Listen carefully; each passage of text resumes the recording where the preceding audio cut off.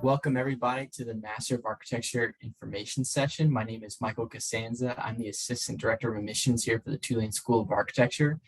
We have a great program overview ready for you today. We're going to start off with our Dean Iñaki Alde, and he's going to give us an overview of the school.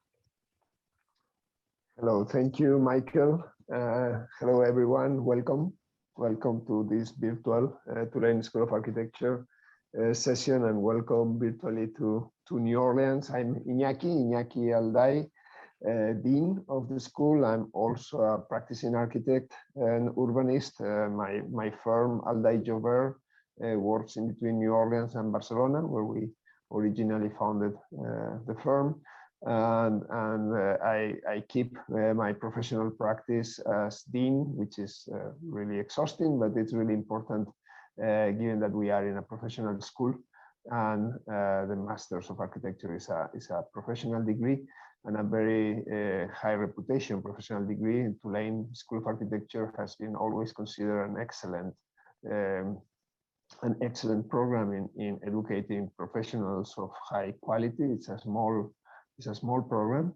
We graduate a small number of young architects, and of course it means that we are a kind of thin network throughout the country and throughout the world of very selected individuals who are doing extraordinary work once graduated, and you probably will know soon about our alumni and the quality of work that they do, which explains the quality of the traditional quality of the education of Tulane School of Architecture. But Tulane School of Architecture is also is pushing innovation, investigation, and how we are going to be dealing with the pressing issues that we have in the planet today. And that's why New Orleans is so exciting, and it was so exciting to me when I received the proposal of becoming Dean of Tulane School of Architecture after having been chair at the University of Virginia in Charlottesville. Tulane and New Orleans are in an extraordinary place. It's a place of deep culture, as no one else, as no one in this country most probably. The quality of the city is extraordinary. The climate is really extraordinary, although we have hurricanes and they are challenging, but explains also the challenges of this place in the world, in which we have all kind of environmental and social and equity challenges that we have to deal with. And we are very convinced that architecture is essential to deal with the huge challenges that we have today, and how they impact the built environment. So how we, through shaping the built environment, are critical in addressing issues of climate change, of social and environmental equity, and in really transforming the way that we are inhabiting the planet and inhabiting places that are as delicate as the delta of the Mississippi. So this is the perfect laboratory to be educated in what means to be an architect in the 21st century, and what are the challenges that architecture need to confront to be relevant and to be really having a leadership role in how we evolve the built environment.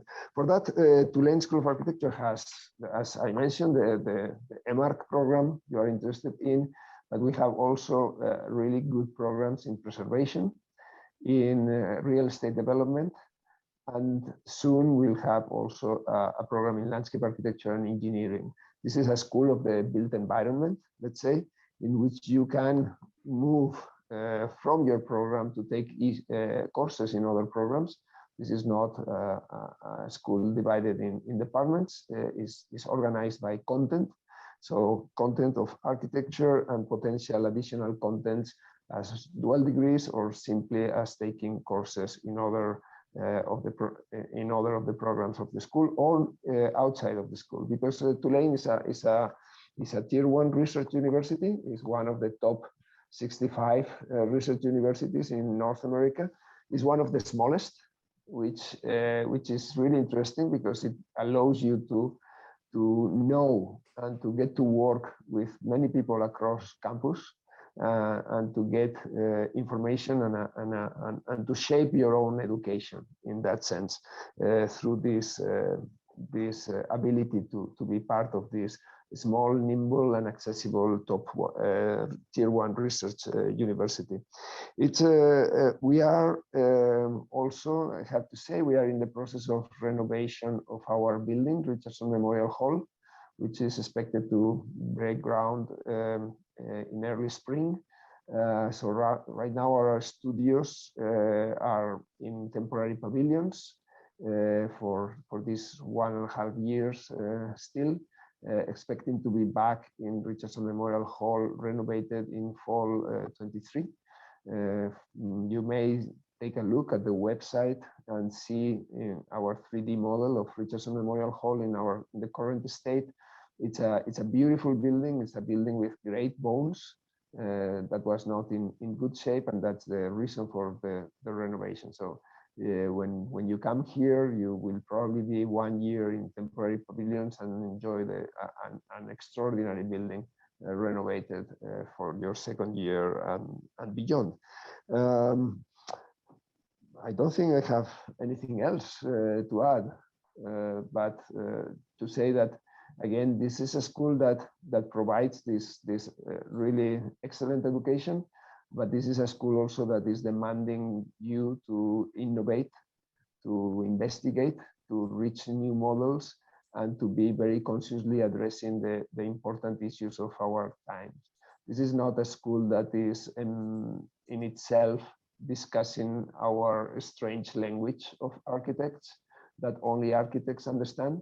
We talk in the language of the people that people understand, because we talk about the problems of the people. Starting with the housing, with proper housing, starting with proper spaces, starting with the environmental responsibility of our activity and the social responsibility of creating an equitable built environment. So we are a school that is committed to impact reality, and not a school that is in its own devices discussing about esoteric independent issues from societal concerns, architectural concerns. This is our milieu. So thank you very much again for being here, and I hope you enjoy the rest of the session and you get the information that you need. Thank you. Thank you, Dean Alday. We're now going to move forward onto a program overview with our interim director of architecture, Kentaro Subaki. All right, thank you, Michael, and thank you, Dean Alday, for that introduction. Just to, before I start, this is our agenda today. We just finished the introduction by Dean Alday.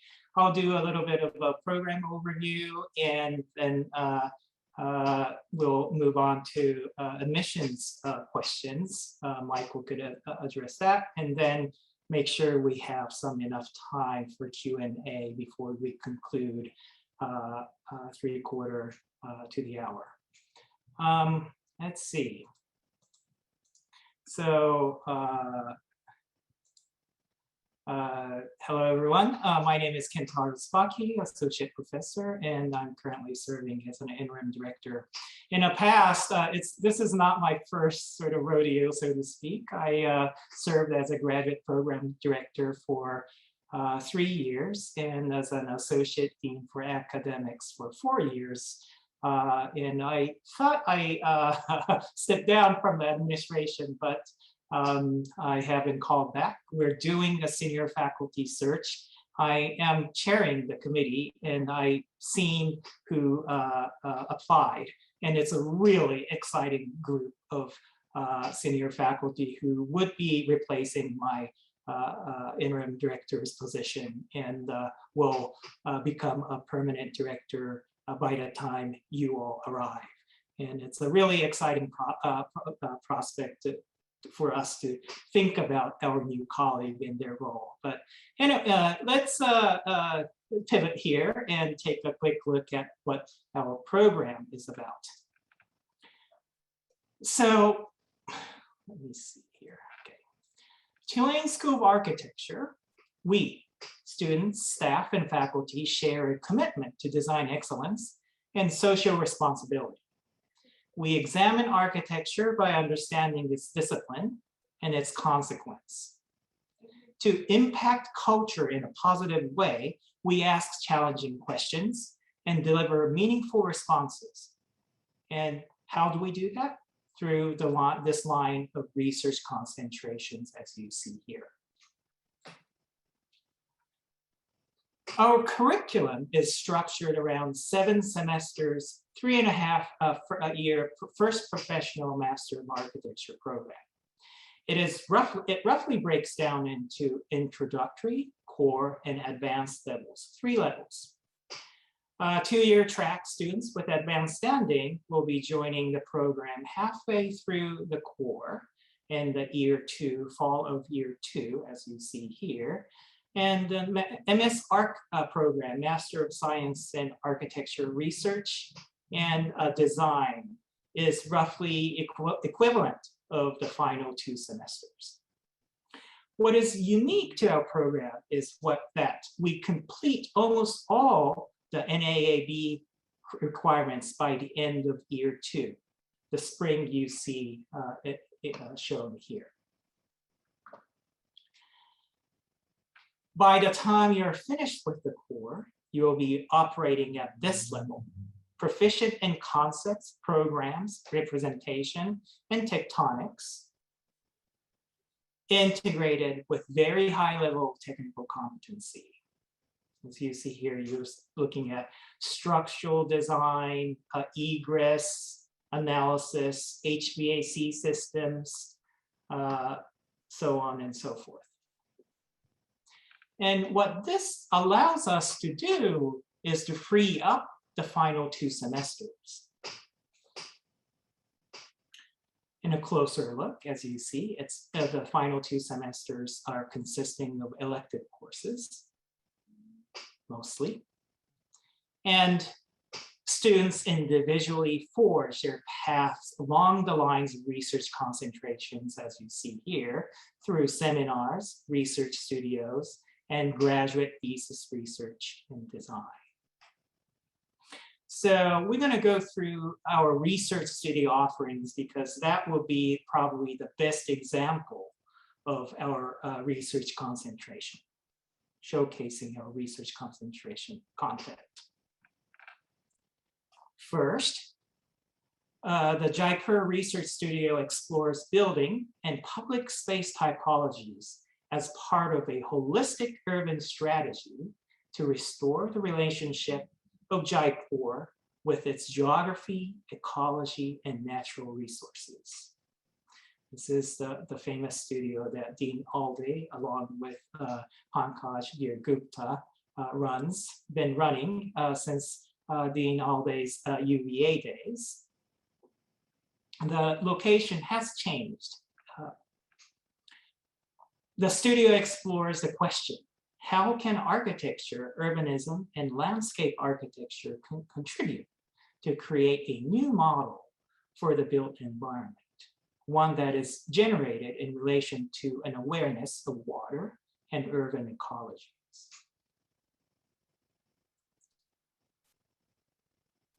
The main objective of Addis Ababa studio is to design a holistic urban resilience and regenerative strategy where its main elements are 600 kilometers of river tributaries that weave through the city. It's in Ethiopia, run by Ruben Garcia Rubio, one of our assistant professors. The project proposes a new ecological infrastructure that uses the river as the main element.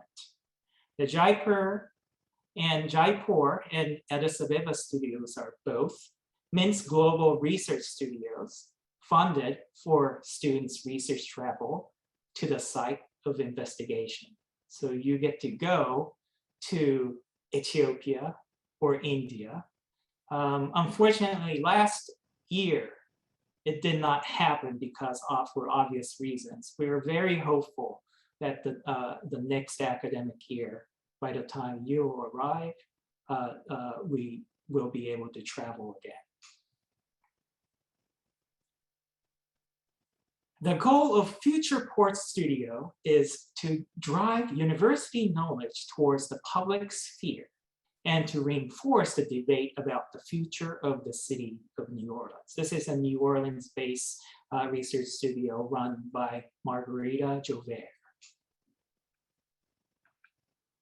The educational motivation is to prove that architecture, which includes urbanism, is a holistic discipline able to formalize, visualize, and offer large-scale transformations and long-term urban scenarios that seek urban equity, improved ecology, and sustainable economy. 3 E's. Moving on to design build. The urban build run by Byron Mouton has long been one of our premier studio programs. Since 2005, it's actually started pre-Katrina. The Urban Build program has realized a body of work in collaboration with neighborhood housing services of New Orleans.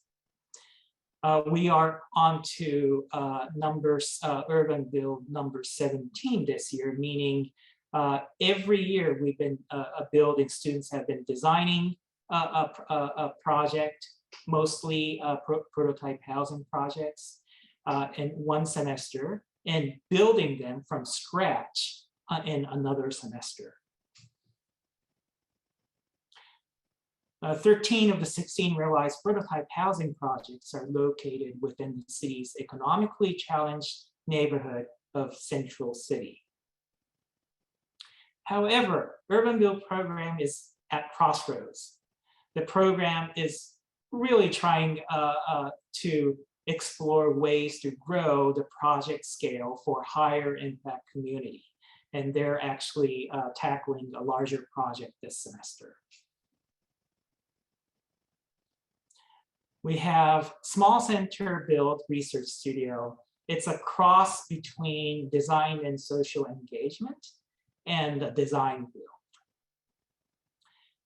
The studio is supported and based out of Albert and Tina Small Center for Collaborative Design. This is our outreach, institutional outreach arm within our school. It's staffed with about 5 full-time staffs, architects, and scholars. It operates like a regular architecture office. The studio will design and fabricate a project with a partner organization in New Orleans community, working closely with stakeholders and respond to the cultural, environmental, and material challenges presented. The studio aims to foster innovative designers who understand the basics of building and who know how to engage, collaborate, and execute projects with a public interest.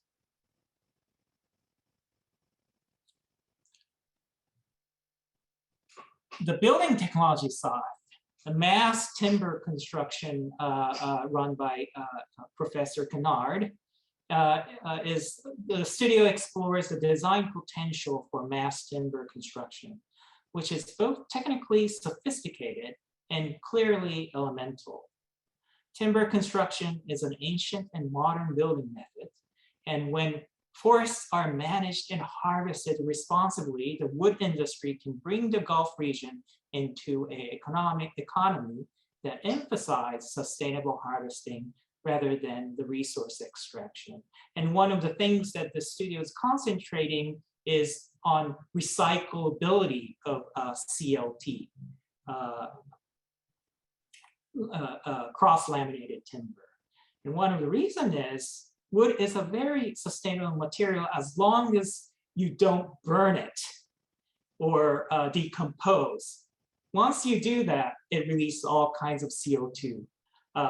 So the key here for sustainability for timber construction is to be able to recycle. Cross-laminated timber is an ecologically responsible material that is a powerful alternative to carbon-intensive materials. The studio explores prototype design that use local resources with the potential to expand the regional economy and shift away from extraction industry. This is my studio, the building technology and the crossing over with fabrication. The hypothesis of this research studio is through advanced design and fabrication techniques, the surface geometry of the precast system can be performatively and aesthetically aligned to the flow characteristics of water, mitigating the productive occupation of the ground plane. And this is because we, all of us here in New Orleans, occupy the Mississippi Delta, the complex ecological system formed by the soil deposits interacting with the river and the Gulf. It's a very soft and fluid ground, and finding stability is a constant challenge. We think that innovative precast concrete systems offer the opportunity for a symbiotic relationship between this landscape and the built environment. So the technology is employed to address water management strategy in a larger, greater New Orleans.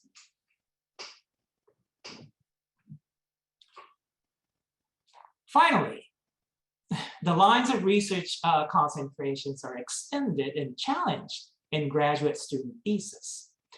This student here was one of my students, challenged the conventional notion of smooth street surface as a technical overcorrection, and proposed an innovative adaptive paving system and holistic street design strategy. This is just one example. His thesis work is now considered for a second round of peer review in ACSA, one of our premier conference organization for a paper submission. And I will, last and finally, I will mention just a little bit about how the dual degree works in our program. I'm sure some of you are interested and attracted by this prospect. What happens is essentially, as you've seen here, the final 2 semesters mostly electives. So instead of architecture electives, all the elective courses will be essentially substituted by the required MPS or MSRD courses. And approximately that means it shaves 2 semesters off compared to completing the degrees, the 2 degrees independently. There are a little bit of other coursework involved, so you may have to take overload every once in a while in the semester leading up to the final 2 semesters. But normally students are able to capitalize on this and have a very efficient 2 degree, almost 2 degrees at once, in one, at once, so on and so forth. So I think that's pretty much it for me. Dean already mentioned about our renovations. So we'll move on to the admissions overview. Michael, take it away. Yes, thank you, Kentaro. Stop sharing here. Yeah. That's okay, thank you. So a good thing to know is that our application is live now. So if you are interested in filling out an application, go ahead. I will send you an email after this session is over with a link to start the application, or if you've already started applying, a link to check on your application status. Just to break down what is required for the application, first you need to fill out the online application form. The most important aspect of the application for the Master of Architecture is the portfolio. But portfolios can consist of photographic reproductions of your artwork, sketches, paintings, sculptures, as well as writing samples, prose, poetry, published writings, anything of that nature. We encourage free thinking and how you can meet this requirement. If you have any questions about the portfolio, feel free to ask us towards the end. The next part of the application is the statement of interest. We've given you some prompts to follow. Really just want to know more about you and what your interest in architecture is. We need your official transcripts. Now, to start the application, you can send us your unofficial transcripts. And then before you accept your admissions decision, we will need the official transcript from your school. Next, we need 3 professional references. At least 2 of these need to be from someone who can speak to your academic, professional, or creative work, but 3 professional references total. For international students, we do require the TOEFL or the IELTS score. TOEFL looking for above a 78, and for IELTS, we're looking above a 6.5. If you went to an undergraduate university that was English speaking, that requirement is waived. We do not require the GRE or the GMAT. So those, if you have those, you're willing to submit those, but it's not required. Just to touch on different ways that our students are able to pay for the tuition, you're automatically considered for merit scholarships. These can be a range of $10,000 to $30,000. We also have a bourgeois scholarship for students in underrepresented populations. As well, we have financial aid opportunities, loan opportunities through the FAFSA, and there are some teacher assistantships and student work available. Our application deadline is January 15th. So that is the deadline you need to complete all your materials and send it in to us. We're looking to send out decisions in mid-February. And then the deadline to accept your admissions decision is April 15th, especially because our 3.5-year program begins in the summer. So you want to get that done as soon as possible. That's really my application overview and admissions overview.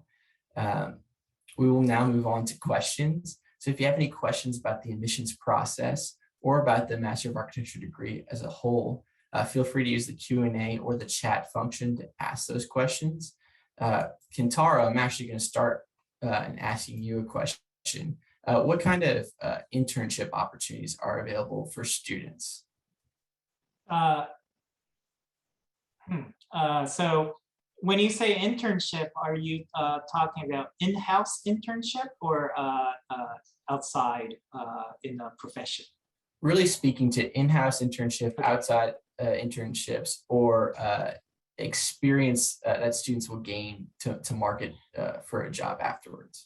Okay, so the first thing in-house in our school, we offer 2 opportunities: a graduate teaching assistantship and also graduate research fellowship. These are both serious jobs, and we really try to engage graduate students to work with us, especially in the research studio. I've always had 1 or 2 research fellows working with me on my research studio's research subject, and many faculty do that.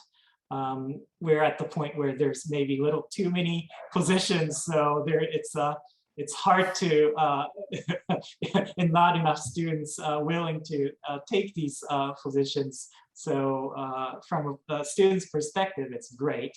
Also, we've been supporting us in the COVID era students in a very small numbers, in a sense that in a hands-on way. So undergraduate students, 10 to 12, 15 students per TA, and very kind of hands-on way. So again, that sort of kind of inflates the demand for TA-ship. So there's a lot of opportunities for that. And in regarding a internship outside, one thing, we have a dedicated person, Kristen Jones, who manages and act as a liaison between our alum who's professionals working in the real world, and we can make arrangements, outreach to them to help us help our students, as well as, let's see, I wanted to say one thing here. But I'm forgetting the train of thoughts. Yes, it's very robust way to be part of Tulane, and we totally. Oh, one last thing. It's an important thing is we provide, if you do an internship during the summer, if you meet the qualification, the internship will count towards architectural electives. So it reduces a little bit of your course load.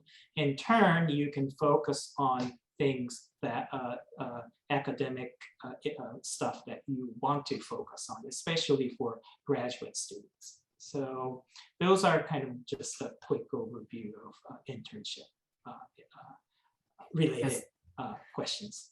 That's great, thank you. A student asked a question, how big on average is each incoming class of NMARC students, and do you know the student to teacher ratio? Student to teacher ratio is probably about 1 to 10 at the moment. And yeah, it's a small cohort. We always aim for one section of 3.5-year track cohort, consisting of 12 students, and we aim for 2 sections of advanced standings students, so that's 24. So total, we're looking for about 36 incoming cohort together. And if you add those up in a 3-year program, we have about 65 to 70 graduate students, which is really intimate and good size, very nimble. And, we essentially know each other quite well by the end of probably first year. And everybody, all the faculty, staff are very, very, very accessible. So. Yes. Yeah. One of our students asked about shedding more light on the dual degree program, and I can go ahead and do that real quick. So we do offer dual degree programs for both our MArch 2-year program and our MArch 3.5-year program. The way that works is you indicate that you want to do either combine that with a Master of Renovation or a Master of Sustainable Real Estate Development, and then it pretty much it shaves off. It adds 2 semesters, shaves off some for if you were to take that program separately. It makes it shorter if you were to do those 2 degrees separately. But the way it works is a lot of those like these classes, you're going to start in your architecture courses, and then you're going to work those other courses into your program after your first year. There is online, the website has a course overview and a degree audit, so you can follow along and see how exactly those classes will work with the Master of Architecture degree, as well as tuition information is available online. Speaking of tuition information, I did want to go ahead and share that with us right now. So I'm going to go ahead and share my screen here. One thing we want to note is that our Master of Architecture program for fall and spring semesters totals about $60,800, and that is for 2 semesters and all the fees. And we do have, if you were to take summer courses as part of that, we also have the summer courses listed as $27,300. So just to keep you aware of the fees. And like I said, you're automatically considered for merit scholarships. There is financial aid loan opportunities available through the FAFSA. We have grad teacher assistantships, as well as some internship opportunities. So just wanted to highlight this before we go, make sure that you are aware of our costs. Let's go back to our questions. So students asking about the portfolio. What is the page limit for the portfolio? Is there any specific format requirements? Yeah, so I kind of vaguely remember that it's more of a digital age now, so it's an upload size, and I think it's limited to 2 20 megabyte size, and normally these are PDFs. Am I right, Michael? Yes, yes. And our format specifications as far as all the digital requirements, if you go on the application, it lists it out in detail of the technical side of things. We do ask that you keep everything in digital format. We do not want to accept, we do not accept any physical things mailed to us. In extreme circumstances, if you really don't know how to transfer your portfolio into a virtual format, please reach out to me and we can talk about it. But please keep everything in the digital format. Thank you. And a reminder, if you have any questions, feel free to use the Q&A function or the chat function. I had a question, Kentaro. Sure. Can you speak to some of the current students or current alumni and what professions they are all in, if not architecture? Oh, that's a good question. And the first one that comes to my mind is Mara, who's a film producer and who actually worked on True Detective as a set designer, ending up, I think, winning or at least invited to be one of those Hollywood award ceremonies. And she has a very, very high profile in that field and traveling all over the country for film production. So I think about that. There's film producers, movie directors, real estate developers. We always emphasize alternative practice. So, and also the fact that we have a real estate program, many of our architecture students sort of straddles those two lines and are quite successful.